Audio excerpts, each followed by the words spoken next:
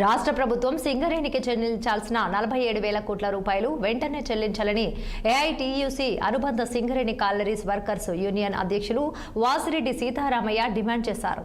పెద్దపల్లి జిల్లా Godavarikhani press club లో ఆయన మాట్లాడుతూ సంస్థలో అధికారుల లేమితో వ్యవస్థ అస్తవ్యస్తంగా మారిందని ఆయన ఆవేదన వ్యక్తం చేశారు.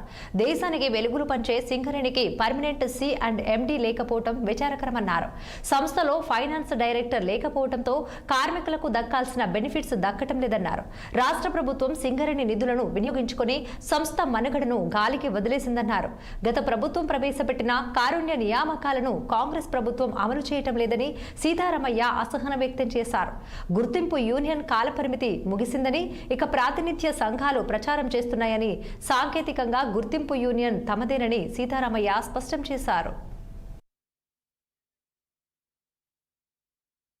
ఫైనాన్స్ కూడా లేకపోవడం వల్ల ఇవాళ అన్ని సమస్యలు ఎక్కడెక్కడే ఆగిపోయినాయి. కార్మికులకి ఇన్సెంటివ్ ఇవ్వడానికి తయారు చేసినటువంటి సర్క్యులర్ ఇవ్వడానికి కూడా ఆపేశారు.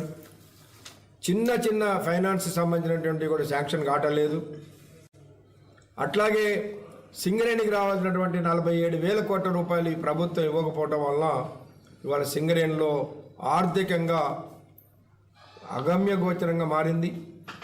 అదేవిధంగా ఏదైతే మెడికల్ బోర్డు ఉందో దాన్ని గవర్నమెంటే సింగరేణి మెడికల్ బోర్డులో అవకతవకలు జరిగిందని ఏసీబీ కేసు పెట్టడం వల్ల సింగరేణి మేనేజ్మెంటు ఇవాళ బోర్డు ఆపేసింది. కాబట్టి ఆ ప్రభుత్వం ఏమో ఉద్యోగాలు ఇవ్వాలని ఇచ్చినప్పుడు ఈ ప్రభుత్వం ఆపేసింది అనేది వస్తుంది. కాబట్టి వెంటనే మెడికల్ బోర్డు కొనసాగించాలని గౌరవ ముఖ్యమంత్రి గారిని మా యూనియన్ తరఫున రిప్రజెంట్ చేశాం. అట్లాగే ఇతర కార్మిక సంఘాలు ఏదైతే ఇవాళ సింగరేణి పరిస్థితిని తెలిసి కూడా కావాలని ఏఐటీసీ మీద బురదలాలని ప్రయత్నం చేస్తూ ఉన్నారు. ముఖ్యంగా ఒక సంఘం అయితే ఏఐటీసీ కాలపరిమితి అయిపోయిందని చెప్తా ఉన్నారు.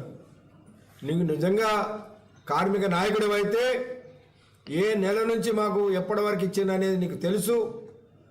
అయినా గతంలో 2 సంవత్సరాల వరకే గెలిచిన టీబీజీకేఎస్ యూనియన్ 6 సంవత్సరాల కాలం ఉన్నా మాట్లాడినటువంటి మీరు ఇవాళ 2 సంవత్సరాలు కాకముందే మీరు మాట్లాడుతూ ఉన్నారు.